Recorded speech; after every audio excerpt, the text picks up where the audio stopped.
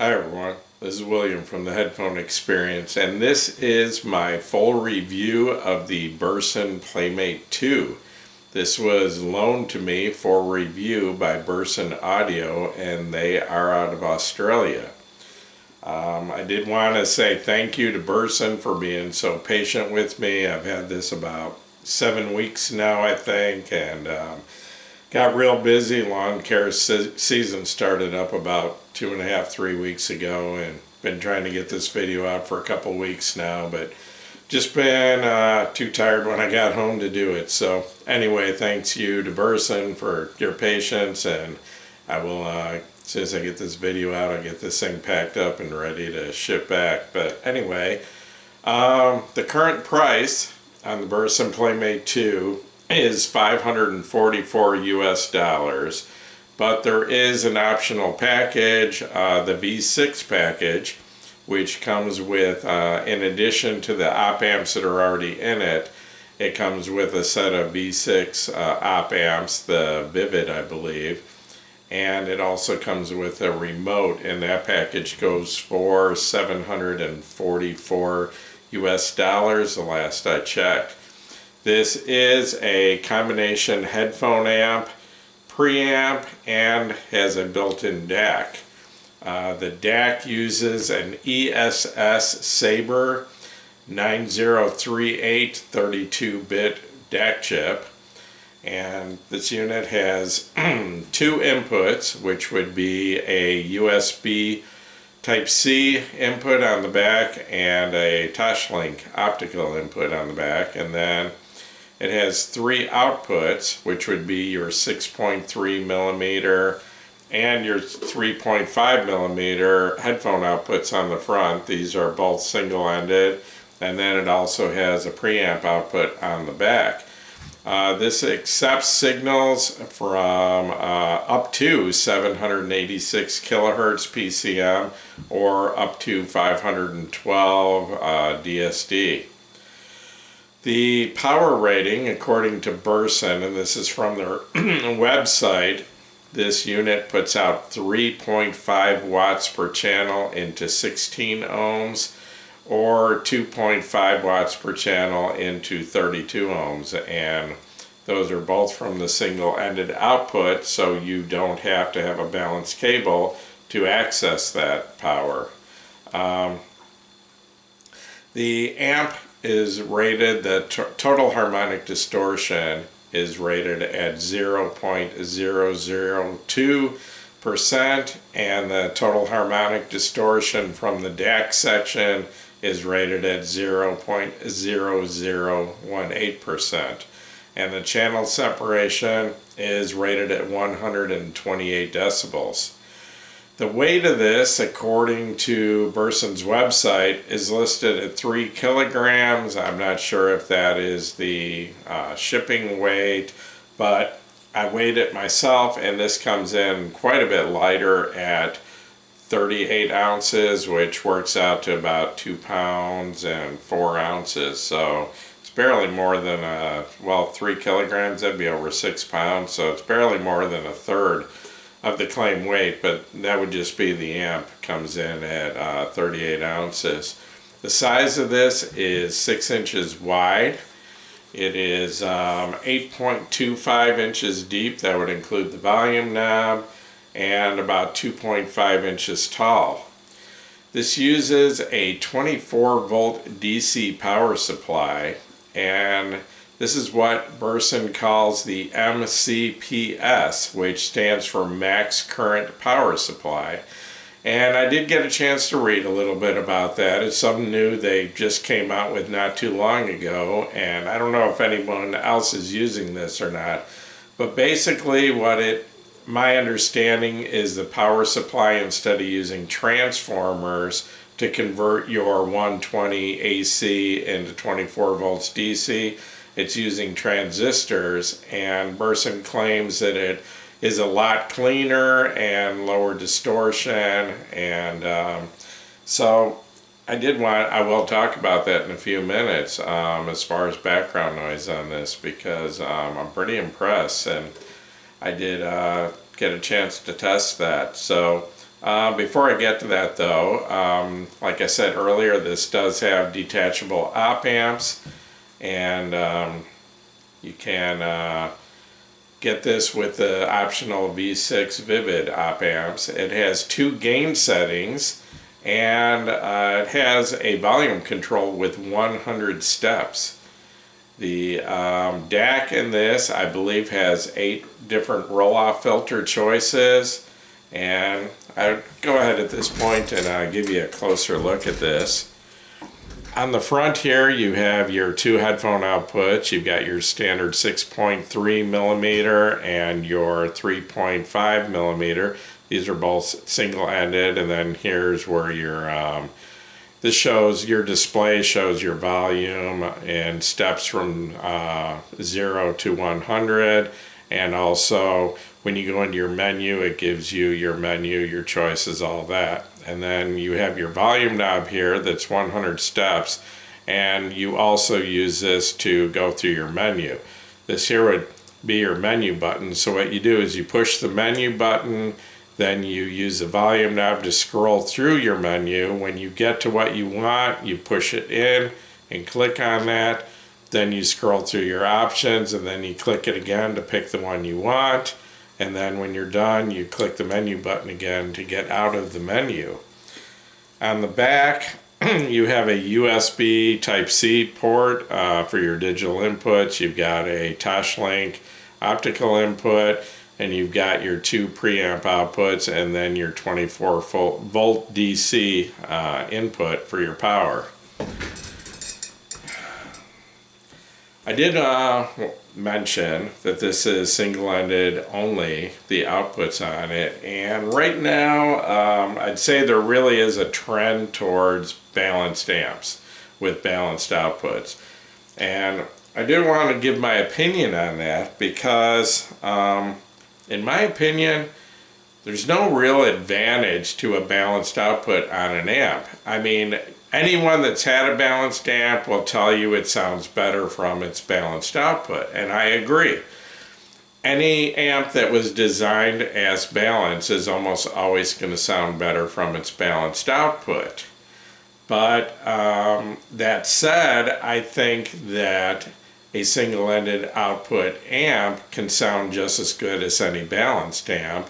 And the one big advantage to a single-ended output amp is you don't have to have a special balanced cable. Almost all headphones come with a single-ended cable. Some, of your more expensive will come with both, but most headphones, say like the Hi-Fi Man Sandara, things like that, you're going to have to buy an extra cable to use the balanced output of almost any balanced amp. It's either going to be a 4-pin XLR or a 4.4 millimeter Pentacon balanced output, which is very common now with smaller amps because it takes up less space. So to me, I think a single-ended amp can sound every bit as good, and it just seems to me that, it just makes things easier not having to have a different cable to use the balanced output. But, everyone has their opinions about that. To test this, my source, I used 2 different sources. I used my computer, which is an HP desktop, and used the USB input and used a cable. And this actually does come with a little pack here, and it has a Type-C cable. So with an adapter, I was able to plug that into my computer and then run the computer to the USB output or input on the back of this amp. And it's running Windows 10, and I had no issues. It didn't need any drivers or anything like that. I just plugged it in and it worked, and I was able to run CDs that I have loaded to my computer through the amp to test it that way. And then I also use the Toshlink optical input from my CD player, using my CD player as a transport only into this, and ran through the DAC. And so I did test it both ways. Also, the headphones I used, primarily I used the Hi-Fi Man Sundara, the Hi-Fi Man HE560, mostly to power test this amp because that is the hardest to drive headphone I have, so I use that to determine, you know, if this had the power to drive a hard to drive headphone like that. And then most of my listening was done with the LSA HP2, which was my headphone of the year for 2020, an excellent headphone with incredible detail, and also the Kennerton Woden. I put in quite a bit of time listening to the amp with that, and that's a headphone with exceptional detail and a huge soundstage. Anyway, I did want to talk about a test I ran on this before I get into the sound. The way I normally test an amp to determine the background noise is I take my most efficient headphone that I have, and that would be the Sony MD-VR700. It's an old DJ headphone I have, and it's rated as something like 112 decibels at 1 milliwatt, and it is extremely efficient, more efficient than most IEMs.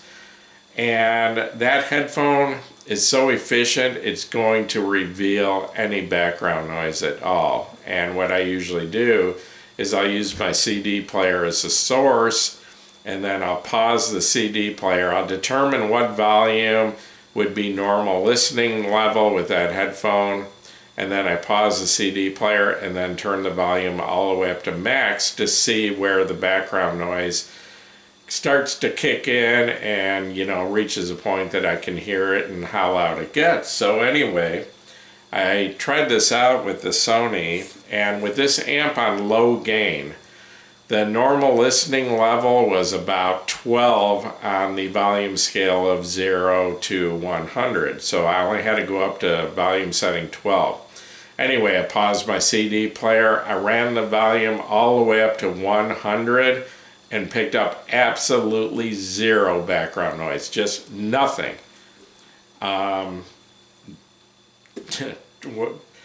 Just no background noise, no hiss, no hum, nothing. So anyway, then I switched over to high gain. And with this amp at high gain, the normal listening level, in fact, it was a little bit above normal. It was almost loud with the volume knob at only 2 out of 100. So anyway, I had it on 2. I was listening. I paused my CD player, ran the volume knob all the way up to 100 again, and could just barely hear the slightest hiss. I mean, almost nothing. I had to get up to like about, I think I was above 95 before I heard anything at all, and it never went beyond a slight hiss. So is that a big deal? Yeah, that's a huge deal, because I have done that with pretty much every amp I have reviewed. And without a doubt, this amp did better than any other amp I have ever reviewed. And I'm talking several amps at 3 to 4 times the price of this, that what I thought were the quietest amps I've ever heard, none of them were dead silent at full volume on high gain the way this is. So Burson claims that this power supply, the MCPS power supply, is quieter and there's less background noise. So I don't know if that's what it is, if that's what's causing this. But anyway, this has the least background noise of any amp I have ever reviewed up to this point. So anyway, getting into the sound. The first thing I notice about this amp is it just sounds very neutral.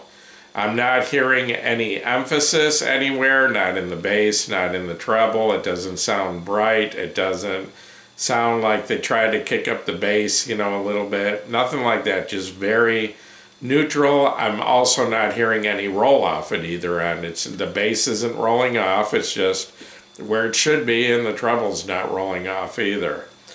The next thing I noticed is the sound is just crystal clean. There's no background noise. There's As far as detail and resolution, it does very, very well. Just very good detail, but it doesn't sound analytical or dry. It's got just enough of just a slight warmness to it and just enough of a liquid smooth sound that it's very, very detailed, but without sounding dry or analytical. And in that respect, once again, one of the best sounding amps I've heard. Power-wise, on low gain, and I was using my Hi-Fi Man HE560 that I mentioned earlier, which it's a pretty hard headphone to drive. It doesn't require a huge amount of power to get loud, but it does need a lot of power to sound right. Without enough power, the bass gets thin and kind of lightweight, and the treble can get a little bit harsh on it. With enough power, it has real good sub bass and it's real solid with a lot of weight to it. So anyway, on low gain, this amp struggled a little bit, and there are very few amps that can handle that, do a good job with the HE560 on low gain. But when I switched over to high gain, it does a very good job. I think normal listening was probably at about 40 out of 100, and it was quite loud and had very solid bass with a lot of weight to it at about 60. You know, I mean, it was way louder than I would normally listen to with the volume knob at 60. So anyway, I did want to compare this a little bit to a couple of amps that I have in right now. One, I just finished up my review last week or not too long ago on the iFi Zen stack, which would be the Zen DAC and the Zen Can. So I use those two together to compare to this because this is an amp and DAC combo. And compared to the Zen stack, I would say the details a little bit better. This combination just etches out a little bit more detail than the Zen Can, or Zen DAC and Zen Can. I really do like those, and this does cost a little bit more. This is all in one unit, and this etches out a little more detail, but without getting analytical. And then as far as that is a combination single-ended output and balanced output amp. This, without a doubt, this amp sounds better from its single-ended output than the Zen Can does from its single-ended output. And I would say, so I'm comparing the single-ended output of this to the balanced output of the Zen Can, and it's right up there. It's close, but like I said, it has a little bit more detail. The Zen Can is just slightly warmer, but like I said, I like both of them a lot, but this does etch out a little bit more detail. And the soundstage seems to be a little bit more layered. So I don't know if that's the amp itself making the difference, or it could be the DAC. I mean, this does have a premium DAC chip in it, the Sabre 9038, and that might be making the difference of why this is going a little bit deeper into the detail, and the sound stage, like I said, has a little more layering. In my opinion, this amp has an excellent DAC in it. And then compared to the topping, that would be the A50 amp and D50 DAC, that combination, once again, this is a little bit more than those two combined. The sound is pretty close, and once again, I'm comparing the single-ended output of this amp to the balanced output, because this, once again, sounds better than the single-ended output of the iFi stack and is pretty close with the balanced output. The power, I would say the power output of this is pretty close to the balanced output of the iFi stack and the and the topping stack. So anyway, but compared sound, it's pretty close in detail. I would say the detail is right up there with the topping stack, yet it sounds a little less analytical than the topping stack and a little bit more forgiving. So sound wise, I really do like this amp. I'm very impressed. I did want to talk about a few issues I do have with it, though. It's not really problems. I guess it's going to depend on you, what you need. There are a few small things I don't like. I'll give you my dislikes, and then I'll talk about my likes after that, because there are a lot of things I do like. I have 4 issues with this amp. Okay, number 1 would be it only has 2 digital inputs. It has the coax and it has the USB, and it has the optical. I would like to see a coax digital input on this. I'm not sure why they didn't include that. It would be a nice feature. Another thing that I kind of have an issue with is an amp of this caliber not having an analog input. You know, it's great that it has a built-in DAC, but this is a really good amp, and I'd like to be able to plug, you know, just a CD player or something like that into it if I wanted to, or possibly plug another DAC into it and be able, you know, to compare the DAC in this to another one. So I'd like to see a set of analog RCA inputs on this. Another thing would be the preamp outputs on this. There is no way to set the volume fixed on it. I mean, yeah, you can just put the volume knob where you want it and leave it, but this is made to be used as a preamp. But because the DAC in this is really good, I'd like to be able to use it as a standalone DAC, and the way you would normally do that is use a fixed output and then use the volume knob on your other amp. So I would like to, you know, it would be nice for this to have a fixed setting on the RCA analog outputs on this. Then the only other real issue I have with this is if I am wearing efficient sensitive headphones and I turn the amp on or off with the headphones plugged in and on my head, there is a little bit of a pop. It's worse turning it on, especially when I was using like my Sonys, but it doesn't matter. Any headphone I'm wearing, if I leave the volume control at the point that I would normally listen to the headphones and then turn the amp off, there's a bit of a pop when I turn it off and an even larger pop. I mean, it's not to the point it's going to hurt my ears or damage the headphones, but there is a pop if I turn the amp on and off with the headphones on my head. If you turn the volume knob down to 0, it's less. It almost goes away, but I shouldn't have to do that. I shouldn't have to turn the volume knob down. So my recommendation, especially if you're wearing sensitive headphones, plug the headphones in.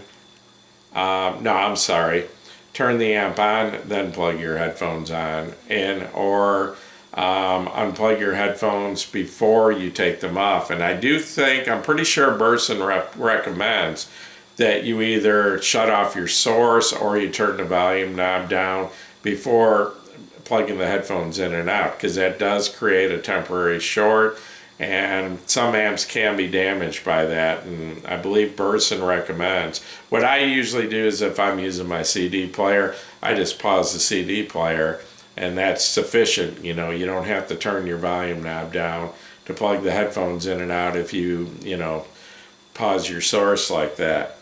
As far as what I do like about this amp, there's a lot about it I like.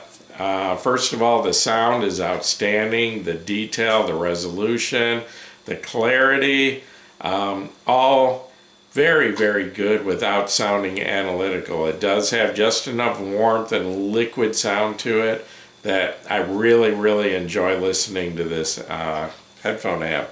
It has an excellent DAC with excellent soundstage, both in width and depth.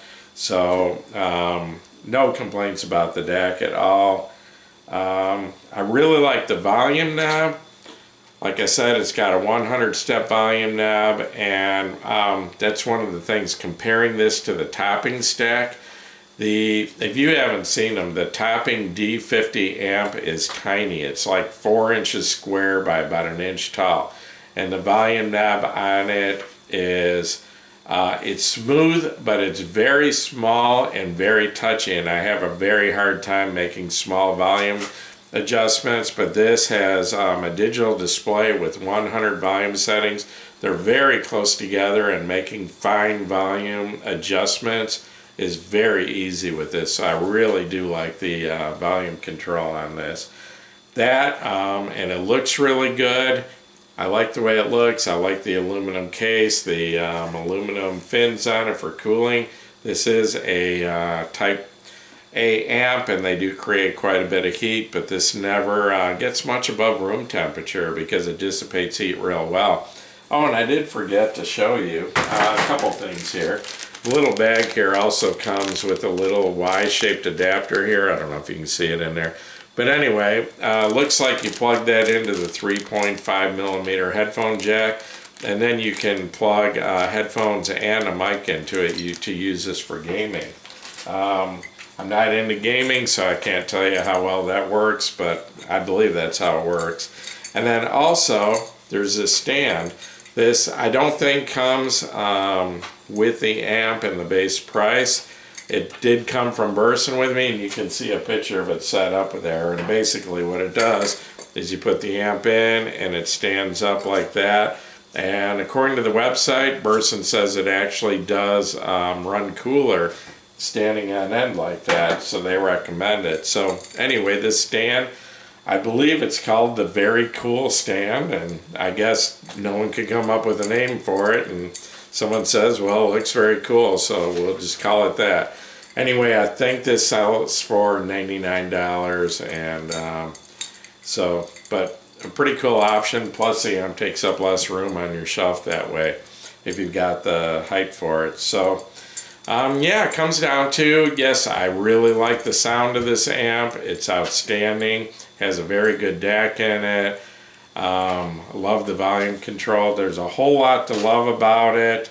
If you can live without the coaxial input or the without an analog input, and like I said, that little popping sound when you turn it on and off, that is avoidable. You just have to, learn how to get around that. So other than that, yeah, I think it's a great amp, and I can recommend it. So anyway, I'm going to wrap this up now. Once again, this is William from the Headphone Experience.